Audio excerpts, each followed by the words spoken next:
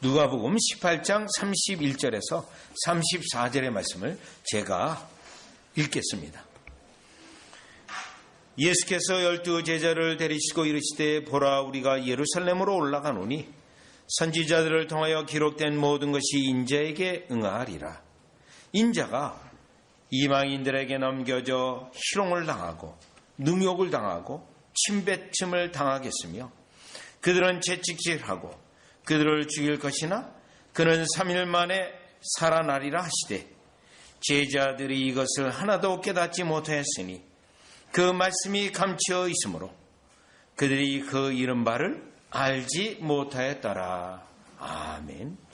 자, 오늘 본문의 말씀은 이제 예수님이 마지막 공생의 마지막으로 가면서 여리고로 가면서 예루살렘으로 가셔서 십자가에 달려 죽게 되시는 그 여정 속에서 하신 말씀입니다. 자, 이 여리고로 가면서 하셨다라는 이 말씀이 우리에게는 또 중요한데 왜 그러냐면 35절 보세요. 여리고에 가까이 가셨을 때에 한 맹인이 길가에 앉아 구걸하다.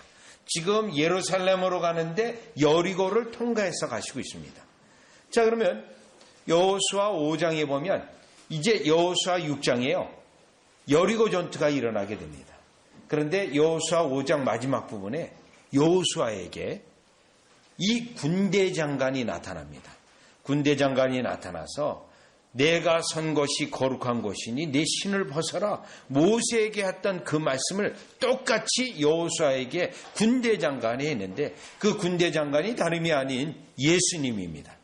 따라서 이 본문에 있는 예수님이 여리고로 가서 이 말씀을 하시는 것과 대조해서 볼 때 1000년이 훨씬 넘게 예수님이 여호수아에게 만나서 그 말씀을 하셨는데 오늘 본문은 예수님이 인간의 몸을 입고 이제 예루살렘으로 가면서 여리고에서 이 말씀을 하셨던 것입니다. 그런데 이 예수님의 이 말씀은 자신이 고난을 받고 십자가에 돌아가실 것을 말씀하셨습니다. 여호수아에게는 승리의 말씀을 주셨는데 이 본문에서는 고난과 함께 승리의 말씀을 주셨습니다. 사실 이 말씀이 제자들에게 이해되지 아니하고 어려웠습니다. 예수님이 고난을 받는다는 것이 이들에게는 전혀 이해되지 않는 말씀이었는데 그럼에도 불구하고 예수님의 이 말씀에 부활의 말씀이 있기 때문에 그냥 죽음으로 끝나는 것이 아니라 부활까지 말씀하셨기 때문에 이 말씀에서 예수님이 특별히 하신 자신의 죽음과 부활에 대해 말씀하심을 통하여서 우리 주님이 뜻하신 바가 승리가 지금 현재 하늘보좌 우편에 영원한 제사장으로서 자신이 어떻게 제자들에게 축복하시고 승리를 주시는지의 원리까지도 적용할 수 있는 말씀입니다.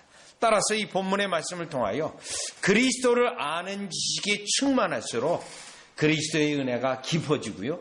그리스도 아는 지식이 더 깊어질 뿐만 아니라 심오할수록 예수님의 도우심을 더욱더 구체적으로 우리가 받을 수 있다는 것입니다. 따라서 이 예수님 아는 지식과 이 고난과 부활과 어떤 관계가 있는지 여러분 오늘 본문을 통해서 하나하나 살펴보려고 합니다. 먼저 31절입니다. 예수님이 이 자신의 죽음과 고난과 죽음과 부활을 말할 때 제3자에 대하여 언급하듯이 했습니다. 그래서 그가라는 인자가라는 대명사를 썼고 그가라는 대명사를 썼습니다. 왜 그렇게 하셨는가 하면 31절이에요. 예수께서 12 제자를 데리시고 이르시되 보라 우리가 예루살렘으로 올라가노니 선지자들을 통하여 기록된 모든 것이 인자에게 응하리라. 자, 이 말씀의 서문인데요. 예수님이 예루살렘에 가서 고난을 받을 것에 대한 말씀입니다. 그런데 사실 예수님의 이 말씀은 세 번째입니다. 자신의 고난에 대하여 세 번째 말씀하신 건데 첫 번째, 두 번째도 이해하지 못했고요. 요 세 번째도 여전히 이해하지 못하고 있습니다.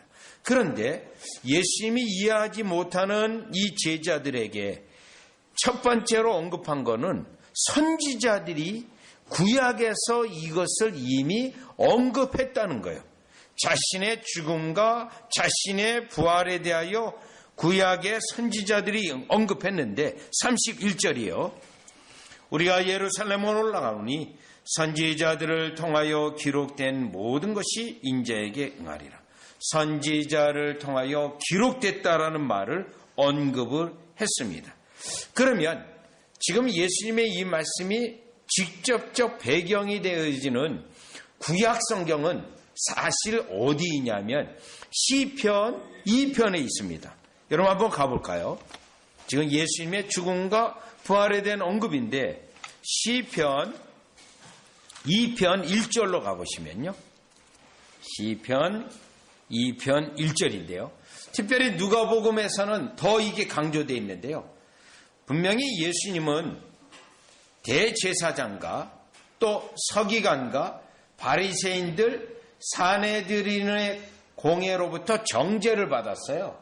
그런데 이 누가복음에서는 이방인의 손에 넘겨졌다고 하는 대제사장이나 이러한 언급 없이 이방인에게 넘겨줬다는 말씀을 하거든요.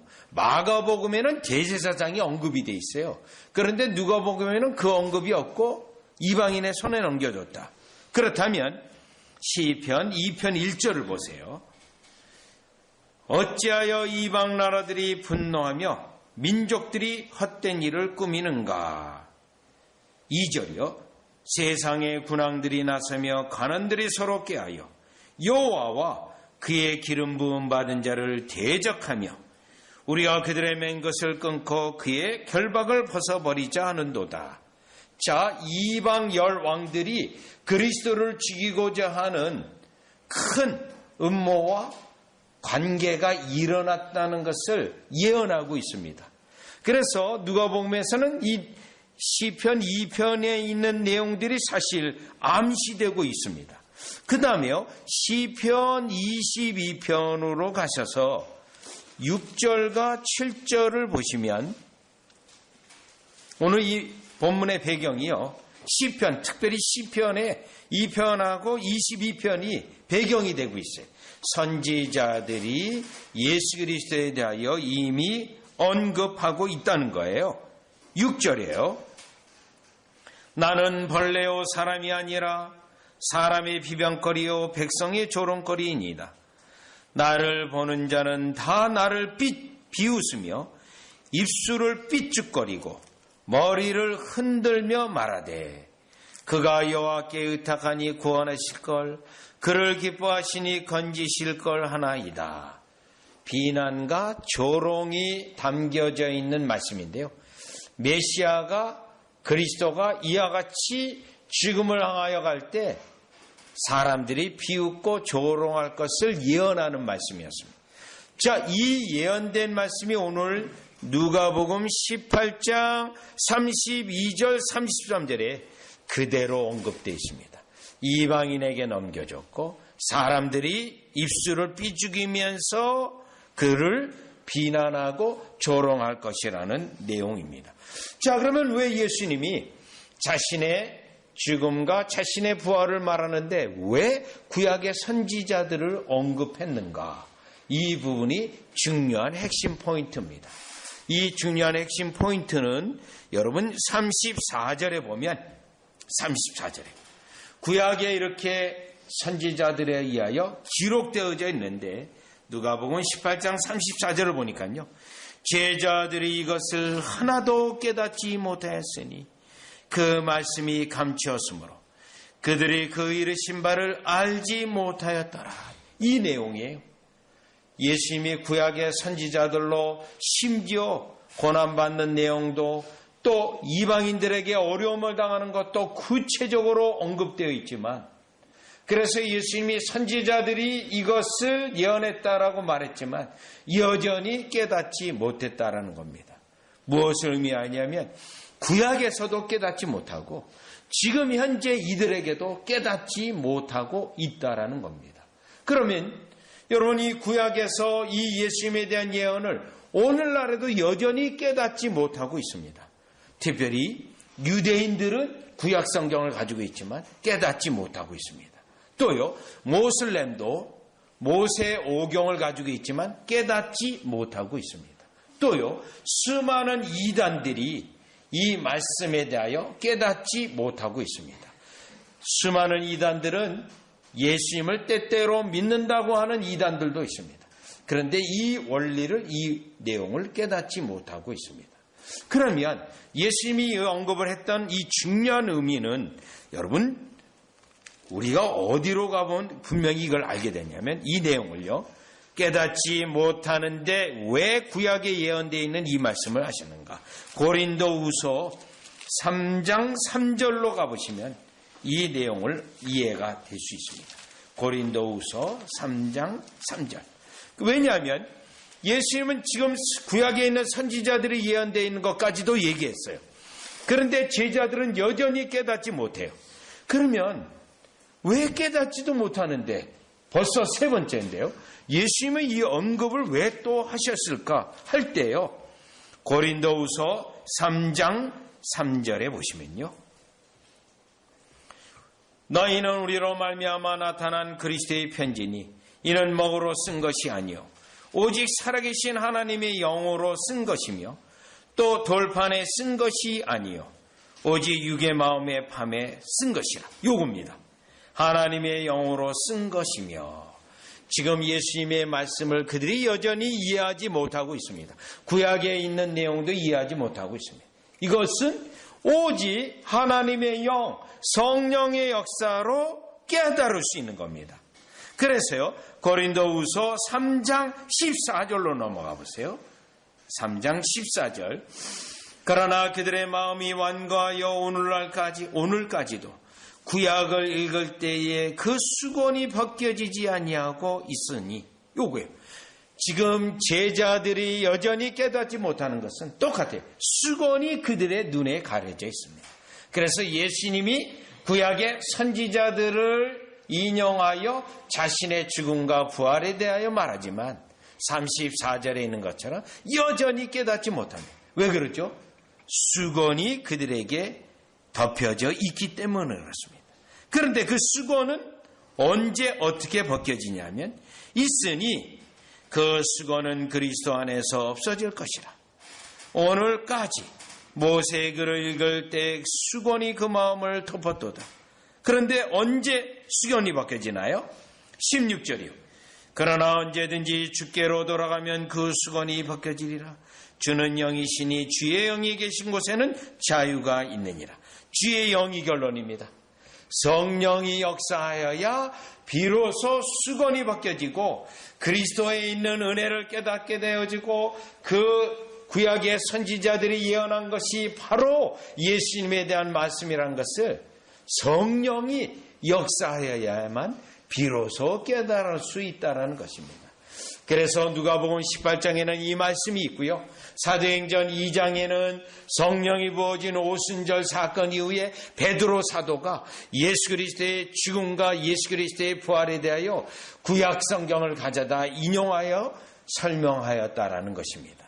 따라서 우리가 오늘 예수님이 여전히 제자들이 깨닫지 못하는데도 불구하고 세 번째나 걸쳐서 자신의 죽음을 앞두고 죽음과 부활에 대하여 구약의 선지자들이 예언했던 걸 말씀했던 것은 이들에게 성령께서 역사하여 비로소 깨닫게 되어지게 되어지고, 비로소 그들이 예수 그리스도가 주가 되신다라는 것을 알게 될 것이라고 하는 그 말씀 때문에 오늘 31절에 우리 주님이 이와 같이 말씀하신 것입니다.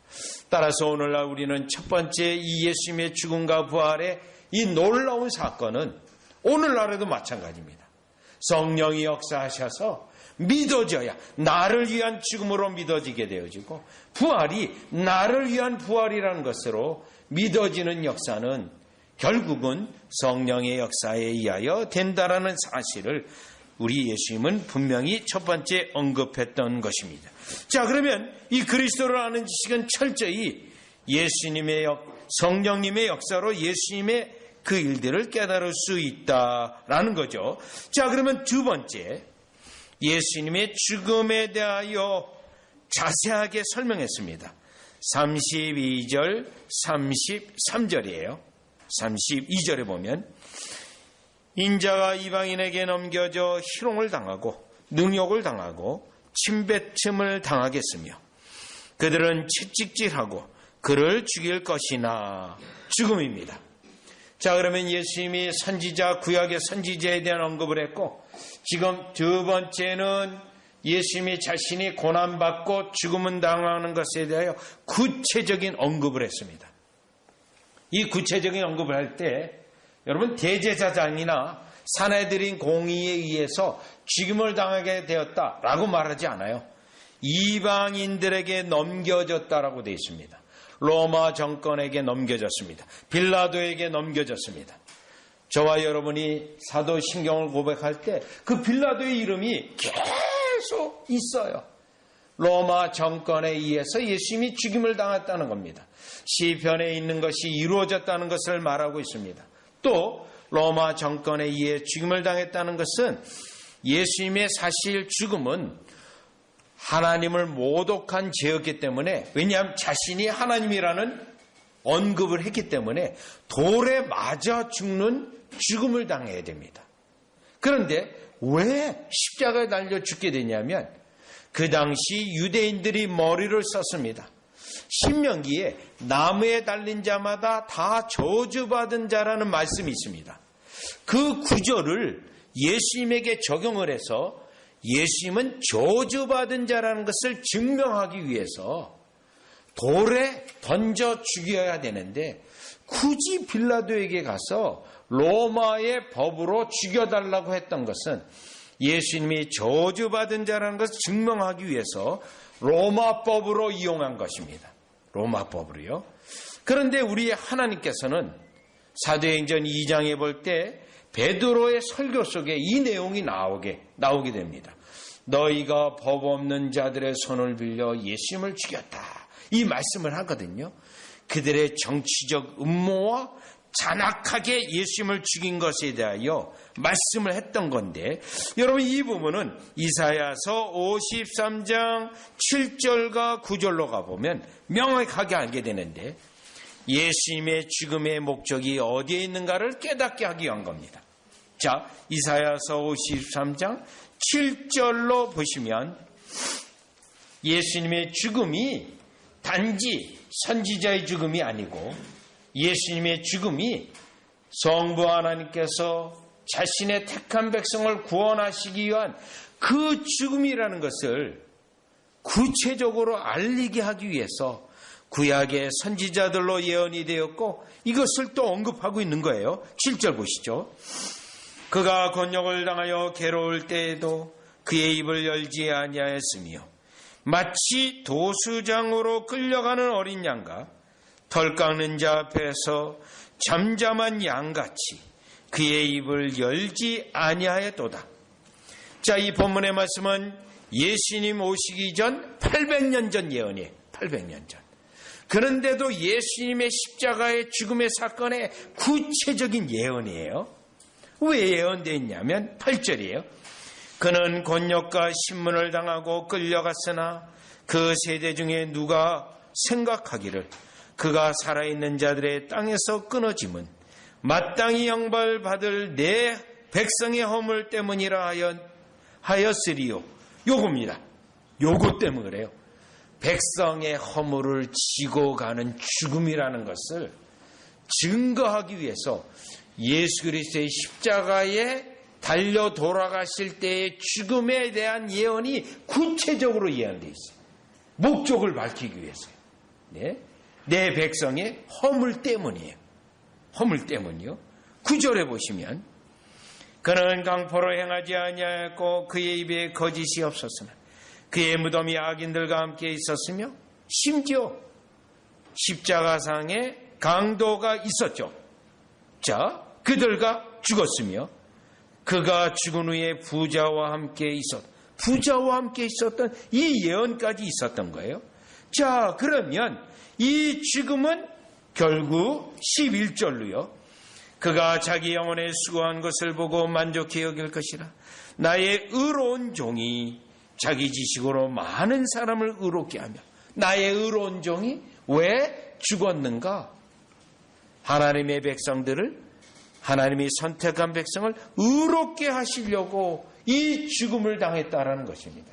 그래서 죽음에 대한 자세한 예언의 묘사는 이 죽음이 그냥 단 하나의 어떤 선지자가 죽었던 것이 아니라 하나님이 보내신 의로운 종이, 하나님 신적 존재가 십자가에 죽고 돌아가심으로 하나님의 의로운 백성들이 일어나는, 주님의 백성이 일어나는 죽음이라는 것을 이 시대에, 오늘날 우리 시대에 깨닫게 하기 위해서 예수님이 오시기 전 800년 전 예언됐고, 예수님이 오셔서 죽으실 때 이 예언대로 그 장면 그대로 죽으셨음을 통해서 예수님이 단순한 죽음이 아니라 하나님이 선택한 백성에게 구원이 일어나게 한 죽음이라는 것을 깨닫게 하신 거라는 것입니다. 물론 이것조차도 우리는 성령의 역사를 통하여 깨닫게 되어지고, 성령의 역사로 예수님이 십자가에 죽으시는 이 모습이 바로 나의 죄 때문에 돌아가셨다라고 하는 그 죽음을 체험케 하심으로 저와 여러분의 이 땅에서 구원받은 것을 확실히 하고자 하는 주님의 뜻이라는 것을 깨달을 수가 있습니다. 자, 그러면 이제 세 번째, 예수 그리스도를 아는 지식에 있어서 구약 성경에 있는 내용이 왜 필요하고 구약 성경에 예수 그리스도에 대한 죽음의 묘사가 왜 필요한지를 알았는데, 이 세 번째는 예수님에 대한 부활입니다. 부활. 33절에 보니 그들은 채찍질하고 그를 죽을 것이나 그는 3일 만에 살아나리라 하시되. 여러분, 3일 만에 살아난다는 이 내용이 예수님의 죽음 다음에 이 말씀을 하고 있습니다. 그래서 사도행전에 가면 예수 그리스도의 복음에 대하여 말할 때 사도들은 죽음과 부활을 함께 말합니다. 죽음과 부활. 왜 부활이 강조되느냐면 예수님이 단지 죽었다, 그걸로 끝나지 않아요. 만약에 그걸로 끝났다면 예수님은 선지자로서, 의로운 분이로서 그냥 죽으셨다, 그걸로 끝났을 거예요. 그런데 부활하셔서 하늘 승천하셔서 하늘 보좌 우편에 등극하셨다고 하는 내용이 누가복음에 이어서 사도행전에서 강조하고 있는 복음의 핵심 내용입니다. 복음의 핵심 내용. 여기서 기독교의 중요한 원리와 정신이 하나 나오는데, 그리스도의 죽음으로 끝난 게 아닙니다. 기독교는요, 그냥 죽음으로 끝나는 거가 아니라 부활되어짐으로, 승리로 끝나는 것이 기독교 교리의 가장 중요한 정신입니다. 그래서요, 핵심 포인트는 지금도 살아계시다라고 하는 예수님의 말씀의 내용입니다. 한번 사도행전 2장 30절과 33절로 가보시면, 사도행전 2장 30절 33절 가보시죠. 여러분, 우리가 예수 그리스도를 믿을 때 예수님이 나를 위하여 십자가에 돌아가셨습니다, 그걸로 끝나면 절반의 복음도 해당되지 않습니다. 3분의 1에도 해당되지 않는 거예요. 반드시 부활의 메시지가 포함되어야 하는데요, 이유가 있습니다. 33절에 보시면, 그렇기 때문에 때때로 우리가 십자가가 달려있는데 십자가 위에 예수님이 여전히 달려있는 그런 십자가들이 있습니다. 자, 그것 때문에 때때로는 로마 캐톨릭인가 아니면 개신교인가 구별을 하는데, 사실 성경에서는 십자가에 달려있는 그리스도가 강조가 되어 있는 게 아니고요, 지금 현재 하늘 보좌 우편에 계신 그리스도가 강조되어 있어요. 30절을 보시면, 그는 선지자라 다윗이에요. 하나님이 이미 맹세하사 그 자손 중에서 한 사람을 그에 앉게 하리라 하심을 알고. 요거는 시편 110편 1절에서 2절에 대한 그리스도에 대한 부활에 대한 예언이에요. 부활에 대한 예언이요. 31절, 미리 번거로 그리스도의 부활을 말하되 그가 음부의 버림이 되지 않고, 여러분, 기독교는 실패로 끝나는 종교가 아닙니다. 그의 육신이 썩음을 당하지 아니하시리라 하더니 이 예수를 하나님이 살리신지라 우리가 다 이 일의 증인이로다. 그러면 다만 살아계신 거가 끝인가요? 아닙니다. 살아계신 그 예수님이 지금 어디에 무엇을 하시는가? 33절이에요. 하나님의 오른손으로 예수를 높이시매 그가 약속하신 성령을 아버지께 받아서 우리가 보고 듣는 이것을 부어주셨느니라. 지금 살아계셔서 하늘 보좌 우편에서 우리 주로서 일하시고 계신다는 거예요. 영원한 제사장으로서 자신의 백성을 돌보시고 계신다는 겁니다. 그리고요, 성령을 계속해서 보내주셔서 영적으로 영적 이해력이 있게 하시고, 여러분이 우리가 이와 같이 2000년 전이 부활 사건이 2000년 전 사건인데 여전히 우리가 그 부활하신 예수님 때문에 살아가고 여전히 그 예수님 때문에 도움을 받고 우리의 생명이 있고 여러분의 삶이 있다는 겁니다. 이 원리는요 너무 중요합니다. 왜 중요하냐면 히브리서 상황은 고난 때문에 너무 어려워요. 예수님 믿는 게 힘들어요. 그런데 영원한 제사장을 기억하라는 거예요. 우리를 지금 지키시고 보호하신다는 거예요. 고린도후서 1장에 보면 사도 바울이 사망 선고와 같은 어려움이 있습니다. 그런데 하나님만 믿는다고 고백을 해요. 그때 그 하나님을 어떻게 고백하냐 하면 죽은 자를 살리시는 하나님이라고 말합니다. 죽은 자를 살리시는. 자, 이 그리스도를 부활케 하신 그 하나님이 여전히 우리의 하나님이라는 사실입니다.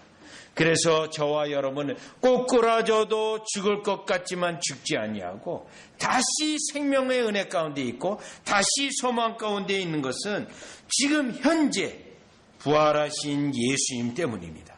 지금 현재 하늘 보좌 우편에서 우리를 축복하시는 하나님이신데, 자, 이 원리를 사도행전 2장에서 언급했는데요. 로마서 4장에서는 아브라함을 언급하면서 이 언급을 해요. 다 같이 로마서 4장 23절, 24절, 25절을 보면 아브라함의 믿음의 경우를 언급하면서 예수님 믿는 이 원리를 언급했습니다. 보시죠. 로마서 4장 23절을 보니까 그에게 의로 여겼다 기록된 것은 아브라함만을 위한 것이 아니요. 24절이요. 지금 현재 우리예요. 의로 여기심을 받을 우리도 위함이니 곧 예수 우리 주를 죽은 자 가운데서 살리신 이를 믿는 자니라. 자, 하나님을 이렇게 언급하고 있어요. 우리 주를 죽은 자 가운데서 살리신 이를 믿는 자다. 고린도후서 1장에도 언급했는데 로마서서에도 이 언급을 해요. 그러면 25절, 예수는 우리가 범죄한 것 때문에 내줌이 되고 또한 우리를 의롭다 하시기 위하여 살아나신, 예수님이 살아나신 이유가 있습니다. 우리를 의롭다 하려고요. 또요, 우리를 현재 축복하기 위해서요. 우리를 현재 구원 가운데 은혜 가운데 건지기 위해서요. 또요, 우리의 기도를 오늘날 여전히 하나님께 드리기 위하여 지금 현재 부활하신 예수 그리스도가 하늘 보좌 우편에 계신다라는 것입니다. 여러분, 예수 그리스도를 아는 지식 가운데 구약에 있는 예언된 것뿐만 아니라 이 땅에 오셔서 고난받는 장면이 왜 그와 같이 구체적으로 묘사되어 있고, 또요, 왜 부활의 메시지가 중요하며 그 부활하신 예수님은 그냥 부활하신 거가 아니고 죽으셨다 살아난 것으로 끝나는 거가 아니라 하늘 보좌 우편에 하나님으로서 주로서 우리를 지키시고 축복하시고 구원을 주장하시기 때문에 예수 그리스도를 아는 지식이 이만큼 중요하다라는 것입니다. 그런데 지금 부활하신 예수님은 하늘 보좌 우편에 계세요. 그러면 예수님은 자신을 부활시켜달라고 예수님이 십자가 죽음 이전에 하나님에게 이 부탁을 했어요. 요한복음 17장 5절에 보면 주님, 하나님의 성부 하나님에게 기도하는 내용이에요. 제가 성부 하나님의 명령을 오늘날까지 다 지켰으니 창세전부터 아버지와 함께 있었던 영화로 나를 영화롭게 해주세요. 이 부탁을 예수님이 했어요. 십자가 죽음 전에 성부 하나님에게요. 그래서 성부 하나님이 응답한 것이 부활케 하시고 보좌 우편에 두신 거예요. 그러면 예수님이 보좌 우편에 계신다는 건 뭡니까? 창세전부터 성부 하나님과 가졌던 영광이에요. 영광. 그 영광은, 예수님이 가지시고 있는 그 영광은 우리에게는 전능자 하나님 모든 것을 아시고 모든 것을 행하시는 능력의 주님이신데 구주 하나님의 권세와 영광입니다. 그 은혜를 지금 현재 오늘 우리가 덧입고 있다는 것입니다. 따라서 오늘 우리는 이 메시지가 십자가에 돌아가신 것으로 끝나는 것이 아니라 지금 현재 부활하셔서 하늘 보좌 우편에 우리를 주관하시고 축복하시고 우리 청년들의 장래, 생애 하나하나를 발걸음까지 인도하실 주님을 바라보는 우리 여러분이 되시기를 주 예수 그리스도의 이름으로 축원합니다. 그리스도를 아는 지식이 이와 같이 깊어야 그 영광이 얼마나 큰지까지 알아야 우리가 오늘 누리는 은혜가 얼마나 큰지 여러분이 체험하실 수 있을지 믿습니다. 기도드리겠습니다. 하나님, 예수님을 믿는 믿음의 정도가 아는 지식에 따라 너무나 차별이 나는 것을 깨닫게 됩니다. 단지 십자가에 죽은 예수님만 아는 것, 그것만으로는 우리에게 온전한 은혜가 있지 않다라는 것을 깨닫게 됩니다.